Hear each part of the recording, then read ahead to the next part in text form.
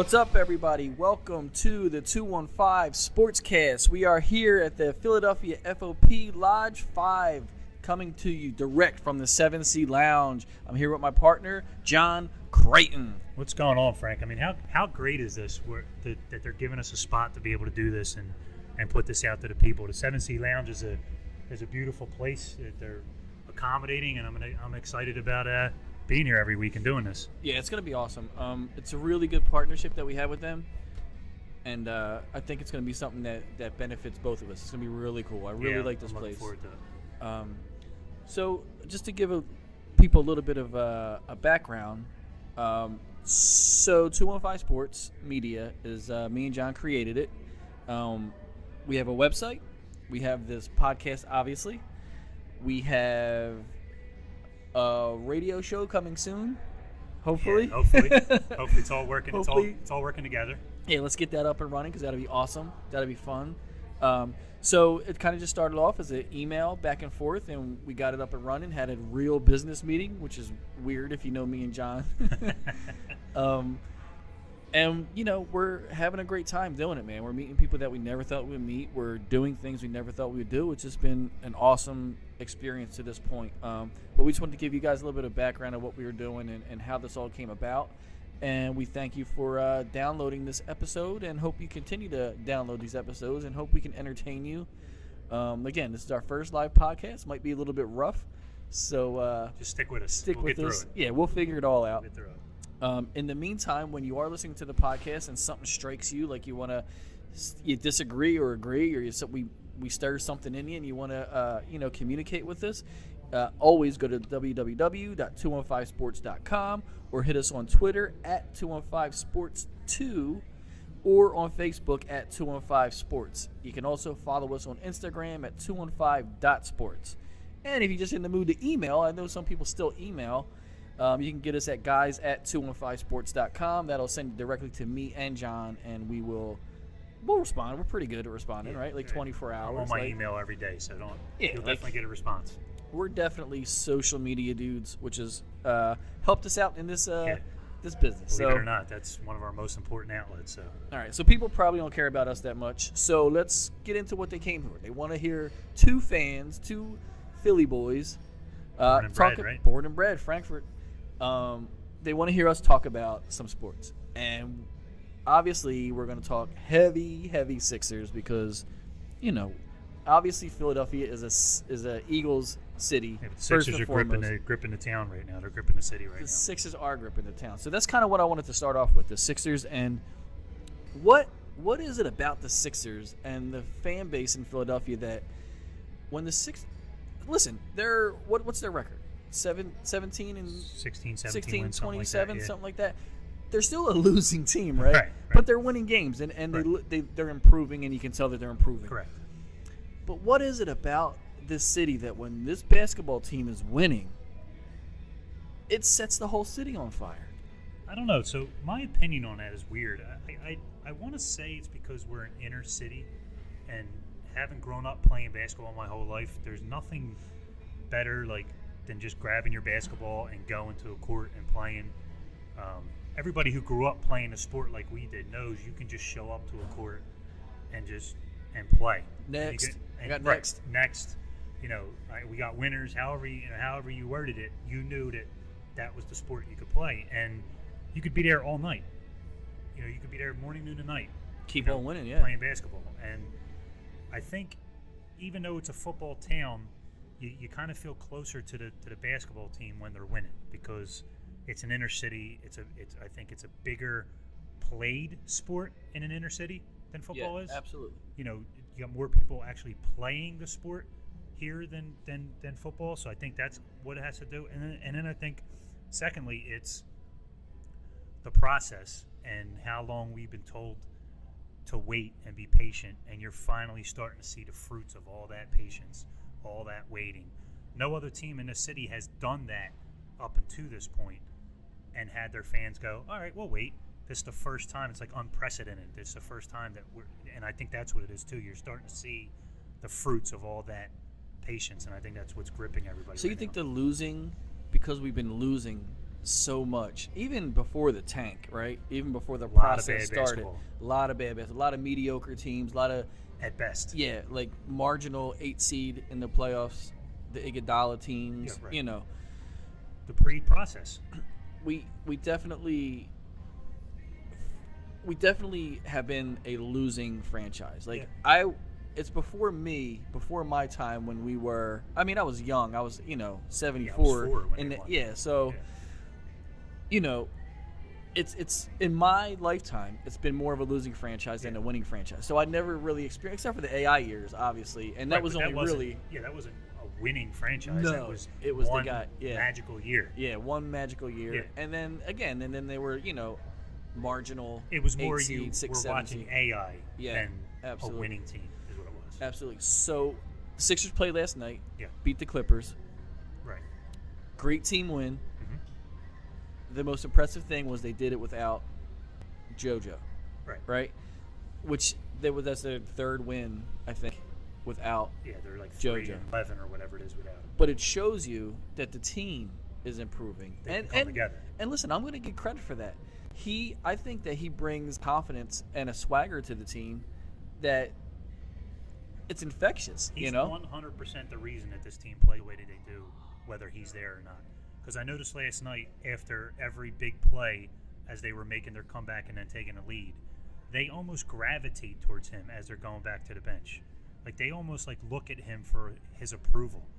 And I think that's huge. Like these are veteran guys, some of them, that almost like I said, gravitate towards him as they're going back to the bench. Like, hey, does Joe improve? Does he approve of what we're doing? And that shows you everything you need to know right there. He's their leader. Definitely. He definitely is their leader. Close. I Not love the even job close. that Brett Brown's doing too. Yeah. I was a little iffy at the beginning of the year. It felt like it took away. And again, he had some new players and guys coming back from injury, Right. and they got Gerald Henderson Intermediate and Bayless questioning everything he's doing. Should he be back? Should he be Yes. coaching? Yeah, of course. Yeah, and those questions are going to surround a coach when your team is losing and they don't show any improvement. And it's understandable. But now they're showing improvement. So now I'm looking But hold on, forward. go back. Yeah. Those questions surround your coach when you're losing and all the stuff you just said, but not from the diehards, the diehard fans that from the see what's media. going on. It's from the media who just want people to talk about something. The You know what fans I mean? get a majority of the fans get it, right? They know. Listen, this is The what you true had fans. to do. Yeah, you definitely got media guys. We're gonna throw them out there. We're gonna throw them under the bus right now. Right. Howard Eskin. One of the biggest Who else you got? haters as far as Yeah, process. process haters. Jody McDonald was huge. Big Daddy Graham was huge. These are the guys that I think, and you know what? In their own right, they're all good radio guys. Obviously, they're legends in this business, and I get it. And we're not throwing them under the bus to discount what they do, but I think what their biggest problem was they're old, salty radio guys who grew up with the Doc years and successful basketball in those years and fun and this and that. And I think the Hinkie thing got to them because he never talked. He never came out. It's more personal. Right. For them. I think 1,000,000% it's more personal. Yeah. Hinkie didn't talk to him. He didn't buy in when they were asking him questions. He wouldn't go there. And I think they just looked at it like, and he was he came from a different place. He's not a Philly guy. And I think that's what it was. The word you use, personal, I think is 100% what it is. I think they took what they were doing to their beloved basketball team as personal. Yeah, I'm a huge process guy. I was on board since the beginning, right? But I don't mind that Hinkie's not here anymore. Right. Like that doesn't bother me. Like I'm not one of the he died for our sins process guys. I respect what he did. I mean, I feel like maybe he shouldn't have got fired. I would have loved to have him see it through. Yes. It'd be the same feeling you would have now probably if Brett Brown got fired before this thing pans out. Isn't he hanging out right now at Starbucks in Silicon Valley, just Rubbing his hands together. rubbing it Just he's going, so yeah. excited that the process is happening and It's now like he's getting credit for it. It's He's like actually the meme getting that you credit see, for it. Yeah, it's like the meme you see online with the frog sipping his coffee. That's Sam Hinkie right Yeah, there. it is Sam Just Hinkie. sipping back his He's coffee, Kermit. just going, yep. Kermit. Yeah, exactly. So here's the thing. He did this thing and I know the died for our sins thing. He really did take the bullet. He got Yeah, fired of when he course. shouldn't have probably gotten fired. Because the NBA But I'm stepped in. okay if he got fired. Like I don't mind that he got fired. Yeah, we're not struggling now because he got fired. No, it you know? doesn't. It hasn't affected anything. I don't know. I think people think that if he was still here, we would have traded Joel Embiid before. I think before Joe we would got a have been chance the to only play. one that probably would have been untouchable. Yeah, or I think he probably would have made moves, and I don't think this logjam would be the way it is if he was still here. no, one of those bigs be gone. He would have made a Sacramento move. Yes, It would have been Absolutely. something where everybody looked at it and went, "Are you kidding me that he just did this to another Yeah. team?" yeah. Absolutely. It would have been a brilliant move. Now let me ask you a question about that. So this thing's starting to pan out now, right? And the team's starting to learn how to win. If this pans out next year, Ben comes back, Joel comes back, we pick up a free agent draft, whatever the case may be, and we start winning, is it just Hinkie's forgotten about from other than us diehards, and the Colangelos get all the credit for what has happened? Or is there still a group that are going to say this doesn't happen without Hinkie? There's going to be a group that says this doesn't happen with A the group people, of fans? Yes, a group of fans. Media will never admit that Hinkie played a part Certain in this. people in the media will admit it, but a But majority of the majority media, won't, right. they'll be like, yeah, he lost and they got the picks, but it was really Colangelo that put him over And the top. league execs will 100% Right, give the they credit want to the Colangelos. they want to forget about Right. Hinkie. I guarantee you that Sam Hinkie never has another NBA job because the league doesn't want him in Yeah. there. They don't want that happening Listen, again. they stepped in and basically forced the Sixers' hand to get rid of him.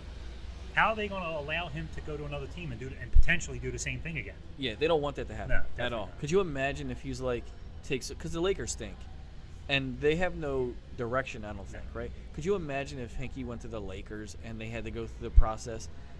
The league would lose his yeah, mind. the league would go Adam crazy. Silver would have him disappear. Yeah, and it never would, to it be would heard be from it would be again. crazy. They'd Yeah. rather everybody add a free agent and be mediocre Right. than to stink. They'd rather And that's add an awful a bunch product. of Nick Youngs. Like, look at the NFL playoffs. There was 2 good playoff games all year. That's brutal. That's not a good. That's Not a good basically what the product. NBA would be. Yeah. That's what the NBA would become. 2 ways. If you can't rebuild your team through draft picks, Right. which, by the way, you have to lose to get the draft picks to get the good It's players, the only way. which is why you had to go through the process, or super teams. But who wants a league with 3 super teams and everybody else stinks? Well, like you were saying Nobody on the wants radio that. yesterday, so if the NBA is such a parity where the best team always wins, well, why watch the whole season? If you just know the season's going to come down to either San Antonio, Golden State, and Cleveland, well, why watch the rest of the season, right? So there's got to be a way to look at that and go, this league is filled with parity. Basically, all you got to do is, now LeBron's coming out and complaining and he needs help. So what's that mean? He's going to go get himself I'm another tired of LeBron. top star because the team that he picked when he went to Cleveland, he picked Kevin Love. They had Andrew Wiggins. Yeah. He went to Dane Gilbert and said, I want Kevin Love. He's got Kyrie. This is the team he wants. He wanted Richard Jefferson.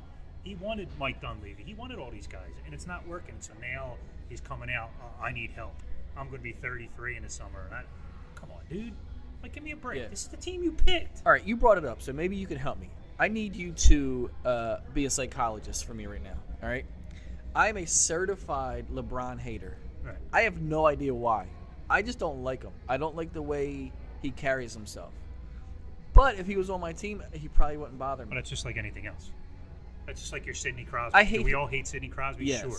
Will we love for him to be a Flyer? Probably 99% of the fans would say yeah. And unless you ask Flyers fans, they would say no. Right.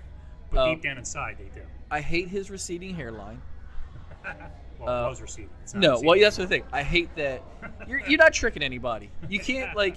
So listen, I used to do the same thing. I was dyeing my gray hair for 10 years, right?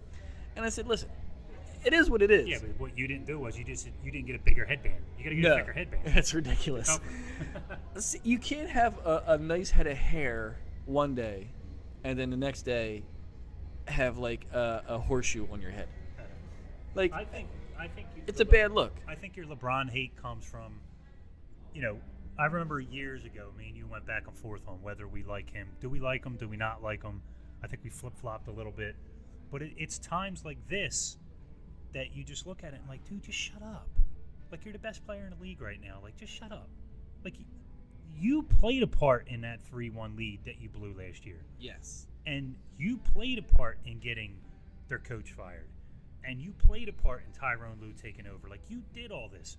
you wanted them to trade Andrew Wiggins. Think about how good that team would be if they had still had Andrew Wiggins. Yeah. Andrew Wiggins, LeBron, and Kyrie. That'd be ridiculous. But you didn't want that. You know what I mean? You wanted Kevin Love. You went and get Kevin Love. Then Kevin Love struggles in the playoffs, and you're like, oh, this guy. I mean, what more do you want? When just keep your Kobe mouth came shut. out, Kobe came out after the Shaq years when they were really bad, and he said, listen, my contract's up at the end of the year. I want out of here unless you get me somebody that can help me win. They went and got Pau Gasol. They got, they had Andrew Bynum. They put that team together, and Kobe won 2 titles without Shaq. Yeah. LeBron's not capable of doing that. Yeah. LeBron's not capable of taking, aside of Pau Gasol being probably a future Hall of Famer, they didn't really have great players on that Lakers team. But Kobe still took them to 2 more titles without Shaq when he was questioned whether he could win without him. LeBron's not capable of doing that because we've seen the only time he's won a championship is when he put a super team And on. Kobe's the flip side. I love Kobe Bryant. Always did. There was not one season where I was like, ugh, I hate Kobe. Even when he didn't want to play for Charlotte, Right. and he wanted to go to Lakers, I didn't care. I just loved Kobe. I was okay when he in that finals when he said, "I want to rip the hearts out of the fans." Yeah, chest, 'cause that's guess what he should say. What you're supposed to do. Absolutely. That's what I want Everybody's to like, say. He's from here, and he shouldn't say. First of all, he's not from here. That's Right. number one. Okay, he played in a high school outside the city. Yep. Okay, and how would you not want your best player to want to like? That's why people loved Michael Jordan. Yeah. He was a killer. I don't care. And that's the thing. Kobe was the closest mentality-wise to Jordan. Yeah. Right? LeBron doesn't have that No. mentality. It's always been questioned, and it's always a legitimate question. Always. And every time he misses a shot, he looks at the ref. Yeah. That drives me up a wall, dude. You're 300 pounds. Or whatever. you're built of like a solid muscle, and you got a little 5'7" point guard hitting your arms, and you're like, you're flapping them up. Like, come on, dude. What frustrated me was last week now mind you, I am not a Draymond Green fan. I cannot stand Draymond Green. I think he's dirty. I think he gets away with a murder. But after he knocks LeBron over and LeBron flops down to the ground and he holds his face and it put on the whole act. Yeah. After the game, now he's tough. That stuff don't bother me. I'm a football player. Yeah. Like, dude, you just whined about it. flopped to the ground like a fish for 5 minutes when you got hit. Now, in a locker room in a safe environment, you're like, yeah, that don't bother me. I'm a football player. I'm tough. Here's what I think it is. I just psychoanalyze myself. Here's LeBron James and Kobe Bryant. All right, Kobe Bryant on a fast break or something like that. Let's say he misses a layup or a dunk. He's walking down the court laughing or whatever he's doing. Like he knows that he should have made the dunk, right? LeBron James goes down the court, misses a dunk. He's on the ground holding his ankle. And he looks for somebody to Yeah, play. I know you didn't hurt yourself, dude. You just missed a dunk. It's okay. Yeah. It happens. We've all done it. Jordan We've all missed missed them. shots. Greatest dunker ever. Guess what? Missed dunks. Yeah. It happens, dude. Like, relax. The way You it don't. goes. If you don't have to like act like something happened that made you miss the shot. Right. Gets on my nerves. But I just think I figured myself out. I learned a lot about myself in that segment. So let's get away from the hate for a little bit. Let me get back to the Sixers because I love them. Yeah. So can I address something with the Sixers? Sure, you can address whatever you want. So last night. Yo, it's your show. Well, thank you. Last night, going into that game, before the game even started, most people, once they found out Okafor wasn't playing and Joe wasn't playing, most people had that as a Clipper win, right? Blake Griffin was coming back. I think they had it before that. They probably had it as a clip to win. And last year, in that same situation, when the Sixers go down 19, last year they probably would have lost that game by 40. Yes. They would have just rolled over. It would have been it. And they would have lost by 40. Yep. I'm looking at the stats from last night, right? So they won by 11, 121. They had scored 121 points, which was ridiculous. Okay, I think they held LA to 42 points in the second half after they scored like 68 or something at halftime. And then I'm looking at the stats, right? Nerlens Noel, 19 points. Rashawn Holmes, 18. Sarge, 16. I was listening to Jimmy Lynam after the game. 10 guys played. 7 were in double figures. And the 3 that weren't had 7, 8, and 9. He said you could watch a game and never probably see that ever where 10 guys on the floor would have 7 or more points. And he said that's what shows you it's phenomenal. Now the statement I want to make about last night's game, right? So what we were saying, you go into that game thinking there's probably no chance the Sixers win this game. Jahlil Okafor doesn't play. I'm watching that game, and I'm watching these guys fly up and down the court. Sean Holmes is dunking putbacks and Nerlens is dunking balls and they're flying up and down blocking shots. That doesn't happen, and they 100% lose that game if Jahlil Okafor plays. I agree 100%. What does that tell you? It tells you Yes. everything you need to know about him, Yeah. right? They lose that game if one of the best offensive big men is playing. Yes. Because they don't play with that energy if he's on the No, court. he slows everything down. That's crazy to me Yeah. to sit and think that this guy who was supposed to be the number one pick in the draft, he's got all these offensive accolades, this beautiful low post game and all this other stuff, that a team would actually lose if he was playing. Yeah, that says a lot about him. But it also says a lot about Noel, who I was down on at the beginning because of his attitude, which he seemed to change it around. Or he's just being quiet. No, I think it was because of the meeting he had with Brett. Yeah, probably. And I'm also a big fan of Rashawn Holmes. I love Rashawn Holmes. He needs to get on the court. He's an energy guy. Well, like you said last night, once they move Okafor, Rashawn Holmes is going to get more clock. It has to happen. Yeah. Has to happen, and it has to happen this season. Yeah. Because I'm going to tell you what I'm looking forward to this season. Philadelphia 76ers. Your Philadelphia 76ers visiting the Cleveland Cavaliers, Game 1 of the NBA playoffs this year. Listen, That's what I'm looking for. I wasn't on board with you when you said that a couple weeks ago, but as you start to analyze everything like you always do, I start to see like Sacramento's starting to take a tank, right? Rudy Gay's out for the year. Boogie Cousins is starting his nonsense again. You know, the team's starting to fall apart. And Vladdy's probably just sitting there just going, oh, my God. Like, He knows he's losing that pick. he thinks about that trade every day. He He's knows just like, it's "You going." kidding me?" So making the playoffs, I think, doesn't hurt, right? Because No, it doesn't hurt. you It have only the pick helps. swap. Right now, if the season ended today, the Lakers are, I think, in the second position in the draft, which is, I think, is a perfect spot for them to be in as of right now for us to get that pick. If they drop out of the top three, we get that. Not to mention, you might hold on to these big men going into the draft.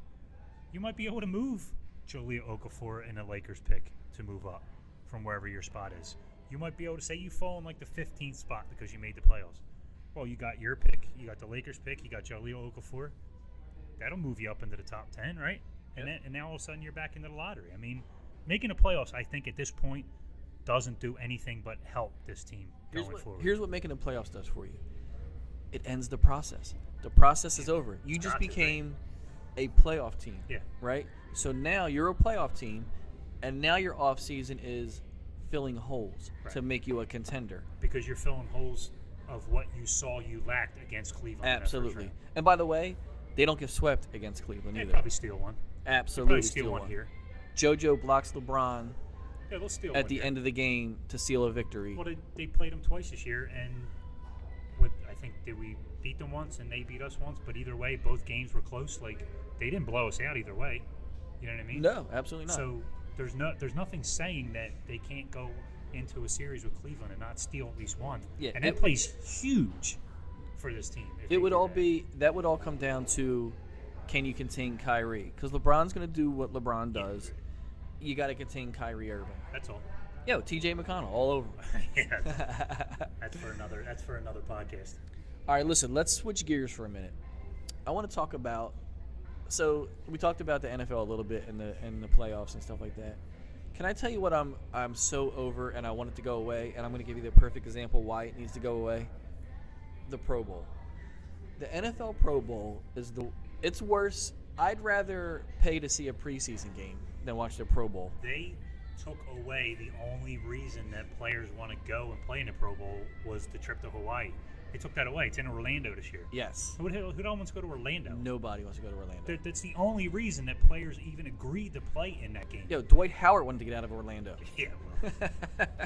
Yeah, well, that Yo, again Shaq is wanted for out of another Orlando. podcast. But yeah, they took away the only reason players want to go there. But listen, so here's the thing. Huge Eagles fans, we watch every game. We we're not studying tape, but we know what we're seeing. Right. For half the season, Jason Kelce stunk. Stunk. More than half the season. Well, guess Three what? quarters. Because of whatever reason, whatever Pro Bowler. circumstances, yeah, now you're in the Pro Bowl. Yeah.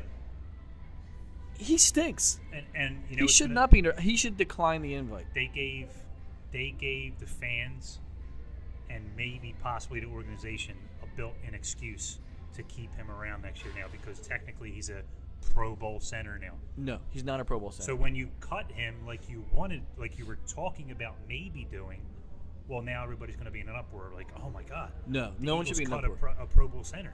Fans know what they see. They've been ripping them all year. Well, this is the way that the organization can excuse keeping him now because he made the Pro Bowl. Well, so that would be stupid because they're going to save money if they cut him. Right. So they need to make the right business decision and move on from this guy. First of all, because he's overrated, number one. Quarterback killed. You're going to get your quarterback killed. You got to get him out there. There's a reason why they can't convert on with 1 yard to go when your center gets pushed back constantly. Yeah. It's embarrassing. He was good for Chip's way of playing. You needed lighter guys on a line. Yeah, well, that was more like zone blocking and absolutely. Credit, he was really good for that. Yep. But straight up man to man, he can't do it. No, Can't do it. He's not going to power a guy. No. But not only that, like you can't. There's no. They don't even think they tackle at this point in the Pro Bowl, do they? Do they even make tackles in the Pro Bowl? I think it's two-hand touch, isn't it? It's ridiculous. So that needs to go away. I think they're working on that. I think that's why it's in Orlando now. The NHL. I'm just going to go on a rant. The NHL shootout needs to go away. I hate that. I would rather them just play 3-on-3 until somebody wins. See, because here's the thing: 3-on-3.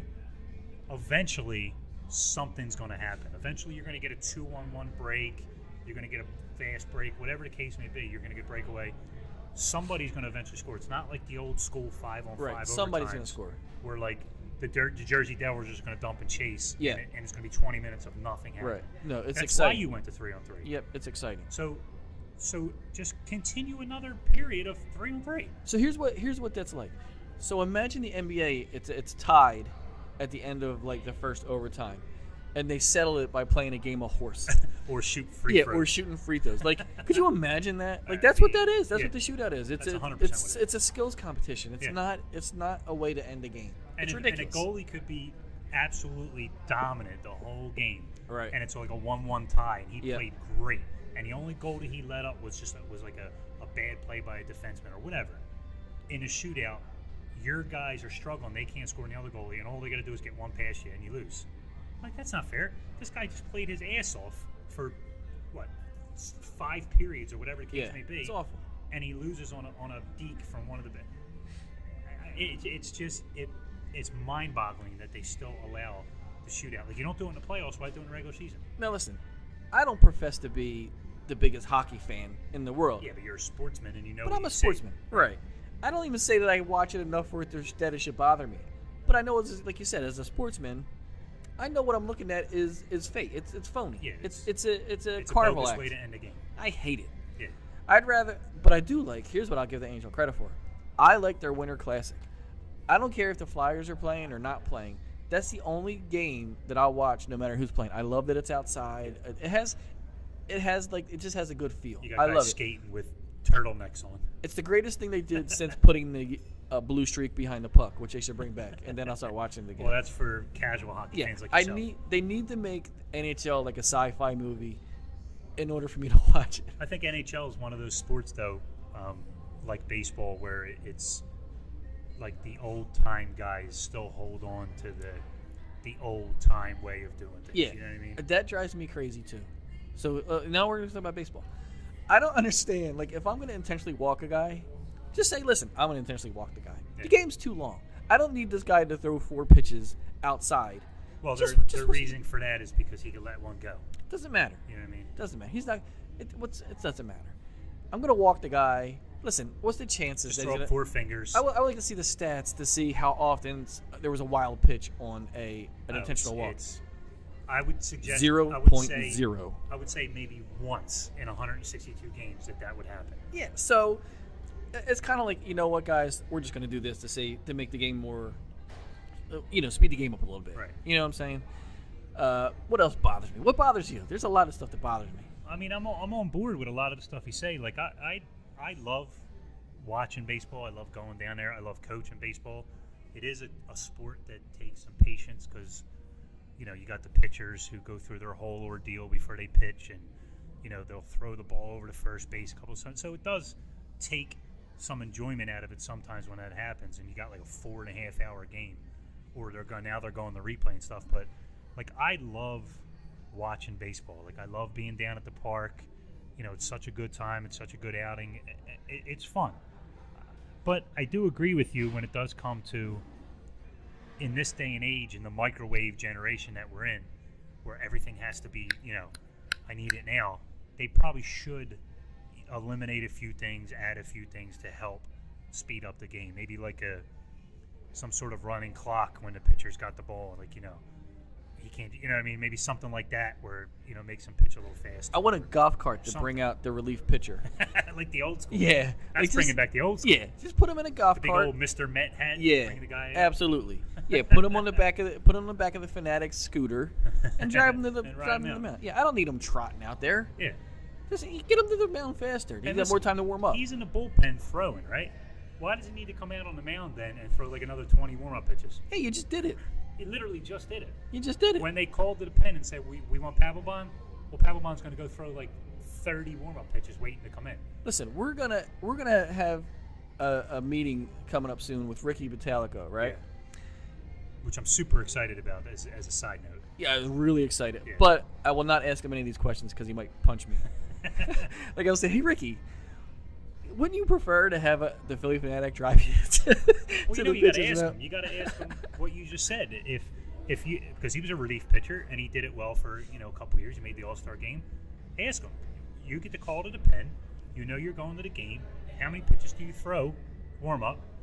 And then do you feel like you still? Why do you need an additional 15 pitches when you go in? What is I'm the sure there's a reason. I'm sure there's a reason. It might be like you got to get used to. You want to just be in the atmosphere. Mound, yeah, you want to throw like it the mound. I'm sure it's a little. The dimensions are a little different. Right. You know, but they got to find things to make the game more interesting. And well, not even interesting. Baseball's interesting in and of itself. Just a little It's quicker. just too long. You got to speed it up. You got to speed it up. I agree. I love everything about basketball. Yeah, we have no complaints there. Except super teams. I'm not a fan of super teams. No. Oh, well, I'm a fan of a super team if you develop into a super team. Right. I don't want, I don't want the top 10 free agents to all be on the same team. Well, listen, I don't need an Olympic team in the NBA. Right, and a lot of people talk about how the old school teams had the Lakers had this and that, and the Bulls had, yeah, but what you don't realize is they brought those guys in to add to what they already had, free agents, draft, whatever, but it wasn't like get on your phone and be like, hey, D. Wade, what do you think about us playing together this year? Yo, let's call Chris Bosh, and let's all take $20 million so that we can make it work, and then go run the table for the next 3 years. That's not fun to me. No, it's not. That's not fun basketball. That's like right now. Like, I think what Kevin Durant did was one of the biggest dirtbag moves I've ever seen. Dirtbag. Now, granted, he's got awful shoulders. He put his time in Oklahoma City. I get it. Yeah. But why not stay there and build with one of the best players in the league, in Russ, and say, all right, let's try to bring a free agent here. Let's bring somebody here. Let's do it here. Let's for these fans that invested however many years with him to just be up and go, yeah, I'm going to Golden State now. I'm trying to. They broke up a super team. They had it. Yeah. Traded Harden away. How about somebody like Barkley? Would Barkley ever call Jordan and say, hey, dude, this offseason, I'm a free agent. We should totally play together. Right. No. That would never happen. No. But so those guys loved each other in the offseason, but that would never in a million years happen. Didn't it start happening like near the end there, like in that era? Like didn't Yeah, I mean he went to Houston. He went to Houston. Yeah, he was like Clyde. 40. But by that team, they were all shot. They were trying to get one last hurrah. Yeah, that was different. Like that's like Karl Malone going to the Lakers. Karl Malone was like 39 at that point. Yep. And Gary Payton got his ring going to the Lakers. Like that's different because he's not an impact player on that team. Yep. Mitch Richmond sat at the end of the bench and got a ring on that team. That's different from a player being in their prime and going to play with another top caliber player. Yeah. You know what I mean? Let me let's go into this. This is going to help people get to know us a little bit. We're going to play a little game called Tops. All right? So, we'll go through each team. All right? I want you to as best you can. All right? And I'll get you answer and I'll answer, all right?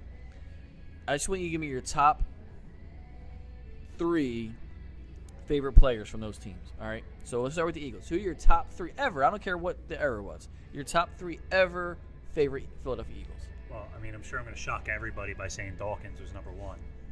I think he's everybody in Philadelphia. Yeah, I mean, it's just for reasons that I don't even need to explain. I think I'm going to go B West for number 2. I loved Brian Westbrook when he came in. Yeah. I loved his story, Villanova, but I loved the Brian Westbrook when he came here and everything that he did for this team. And I got to be honest with you, I got to go Carson Wentz right now. I really do. Like, listen, I didn't have too many issues with McNabb other than all of his dumb shit that he did off the field and the air guitar and the complaining every year about the draft and all that stuff. But, like, I love Carson Wentz. I think Carson Wentz is going to be so good. I think he already vaulted into my top 3.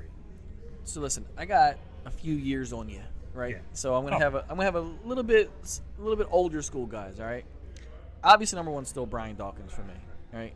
Number 2, love watching this dude play. Love everything about him. He shut everybody down. Eric Allen. I always have Eric Allen. It's hands down, and he should be in the Hall of Fame, by the way. Number 3 is Randall Cunningham, the ultimate weapon. Like, that guy was it's really a shame about him that he was in this offense with the coach at the time who didn't really have an offense. You know what I'm saying? Like, it was just kind of like go out there and make 3 plays a game and that's defense will where win it. your years on me come into play because I caught Randall at the end, the Minnesota years. Yeah, I remember the first time I saw Randall Cunningham, we were in my cousin Jeanette's basement watching, it was for a holiday or something. The Eagles were on, or it might have been a birthday. Who cares? I was at Jeanette's basement watching the game, and Ron Jaworski was still the starter, and Randall Cunningham would come in on some third downs. Right. And I just saw the stuff that this guy was doing, and I was like, first of all, not only did I fall in love with Randall Cunningham, that's when I began to watch football because of it. Yeah. It was amazing.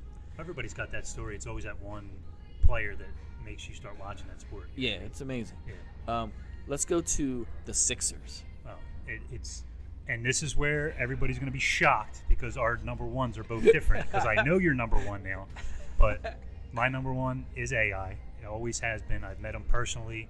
Great choice. I think a lot of the stuff that was said about him was off. I think everybody thinks about practice and all that other stuff, the nonsense. But, just pound for pound, probably one of the best NBA players ever. It's hard for me to go anywhere else because I didn't start really getting into basketball until I was about 12, so that was about 93-ish.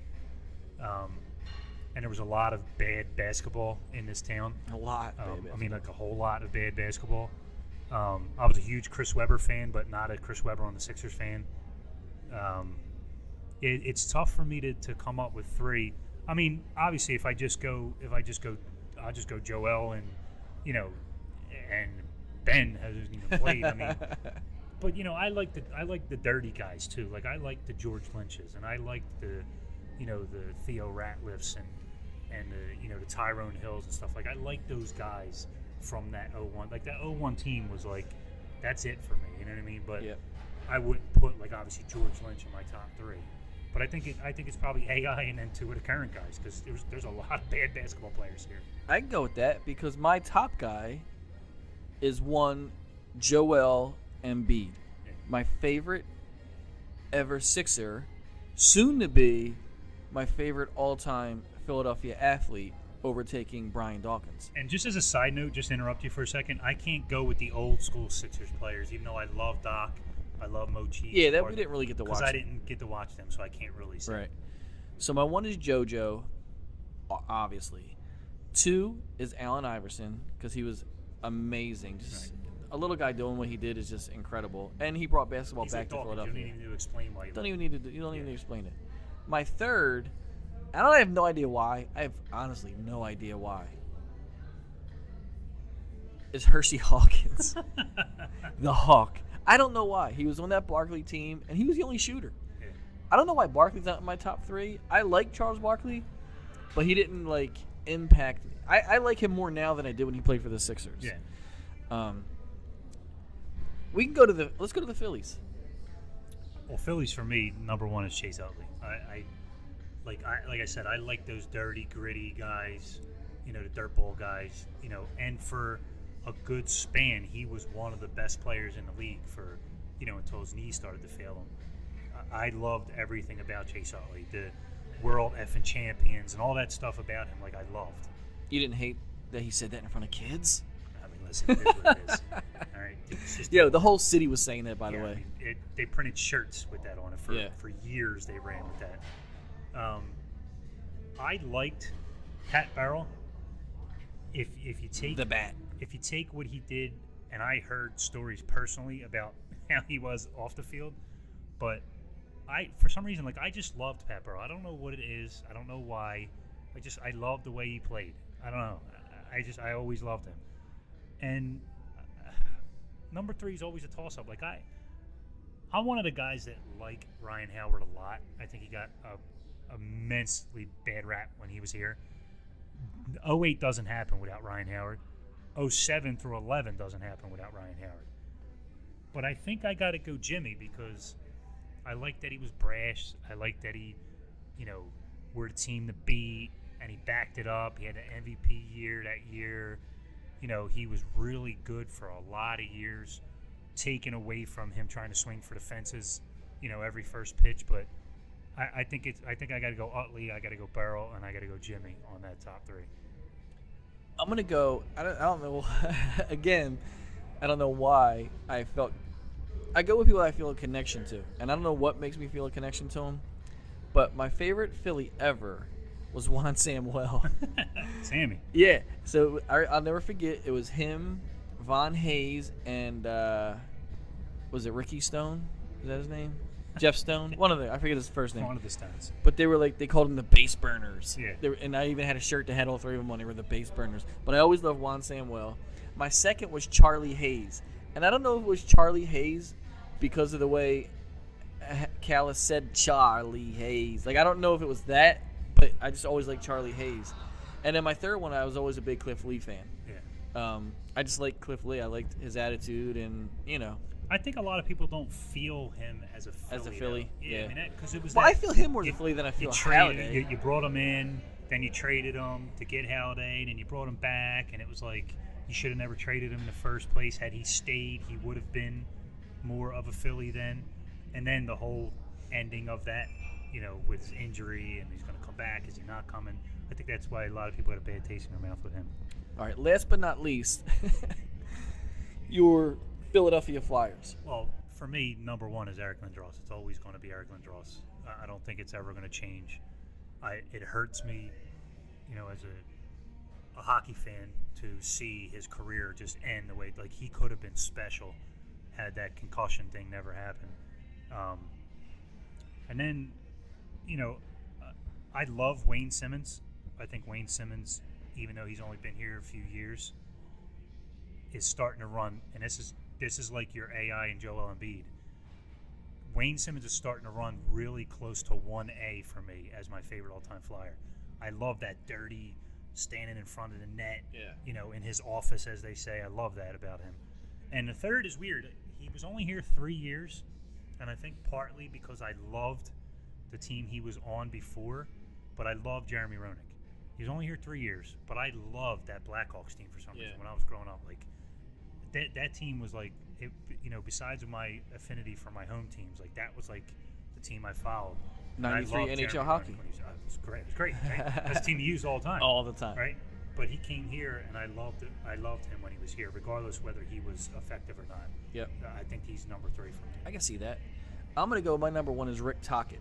I liked that he was a player and a tough guy. Yeah. Number 2, I don't know why. I just always liked Peter Zezel.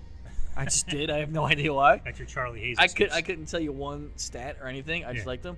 But the guy that I loved, and I'm not sure I loved any Flyer, but the one guy I used to like watch and knew that he would deliver was Tim Kerr. Yeah. He's just a big dude. He just the Wayne Simmons effect. Yeah, like he just was a big dude in front of him. No one could move him. Yeah. He always got his stick on the puck. Yeah. He was unbelievable. But you know what's funny too about him? I think he never really got the credit he deserved. No, I don't think Not so. even just in the city, just in general. They were just saying in the that league. about him at the alumni game. Same thing. Yeah, That he didn't get the credit. He just stood there. He was a rock, dude. You couldn't move him. But listen, John, we're 45 minutes in now. Nice. All right. Nice. So we Rolling just did 45 minutes of what I'm gonna say. I'm gonna go out on a limb here and be a little arrogant. Awesome podcasting. And listen, All right. compared to our dry run podcast that we've done, what, 3 now, I believe? Yeah, 3 dry runs. Dry run podcast, and we had a few sound issues. We had to make some mic changes. We did some exchanges and locations. We were, one office, another office, so fine. But content-wise, sound-wise, energy-wise, I feel like this is the one that we can finally put out there to everybody and give them kind of an idea of what we're about. Yeah. And I'm excited about that because I think we finally found it. Again, work in progress. We're still trying to find our voice. We're trying to find our flow, right?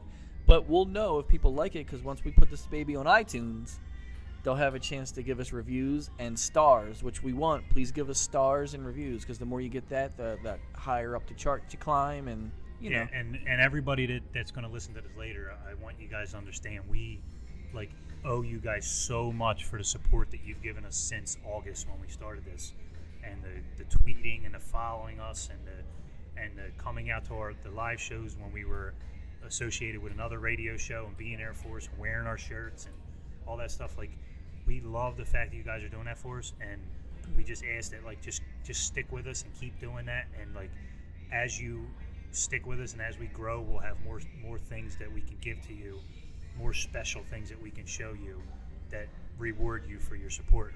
We really do thank you for that. And one other special thanks, and again, this isn't for anything other than, believe me, we really, really appreciate it. Our wives have been amazing through us trying to build this whole thing, and the time that we're putting into it and taking away from them. It's just as much on them as it is on us. Yeah, we understand the burden that they're under with, having to take on a little bit more responsibility. But especially in my house, I got 4 kids. Yeah, John's got 4 kids. I got 8 dogs. So we're even. But yeah, we can't thank our wives enough. They've been amazing through the whole thing. And again, it's not for points. It's not for anything than that. We're just so grateful that they support us, and that's amazing. But again, we're here at the FOP Lodge 5 in Northeast Philadelphia, coming to you from the 7C Lounge. This is going to be, I think, our spot where we do all of our podcasts for. We'll try and get this out the same time every other week. I think we're going to try and shoot for. Yeah, and we want to thank also, just as a side note, we want to thank Nikki Denofa and Mike Trask for getting us in here and setting us up. They've been super accommodating, all the waiters and waitresses that are, running back and forth for us. We really appreciate it. Yeah, they're great guys, and they really are looking out for us and doing great things for us. But again, if you want to get in contact with us, you can reach us on Facebook at 215 Sports, on Twitter at 215 Sports 2.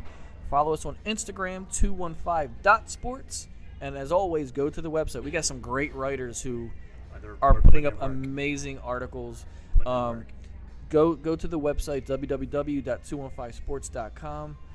Check out what they're writing. They're amazing. And again, this is nobody's job. They're doing it because we're fans and we're passionate. And you're going to feel that in the articles. And when you go in the articles, leave comments. It means so much to know what somebody thinks about what you wrote. But again, find us on iTunes, like us, give us reviews, and I think that's it, John. Yeah, sounds good. We can All wrap right. it up and let's get going. All right, we'll see you next time. See ya.